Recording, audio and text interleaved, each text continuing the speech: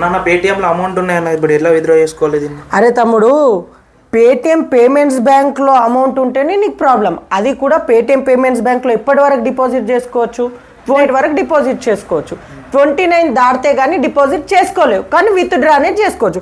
అదే వ్యాలెట్లో ఉంటే ఎలాంటి ప్రాబ్లం ఏం లేదు. సో ఈ వ్యాలెట్ అనేది నీకు బ్యాంక్ కింద రాదు కాబట్టి వ్యాలెట్లో మీరు ఎంతైనా డబ్బులు వేసుకోవచ్చు. ఆ వ్యాలెట్లో ఉన్న అమౌంట్ని మీరు రీఛార్జ్ చేసుకోవచ్చు, ఫాస్టాగ్ రీఛార్జ్ లేదంటే టీవీ రీఛార్జ్, ఏ రీఛార్జ్ అయినా చేసుకోవచ్చు.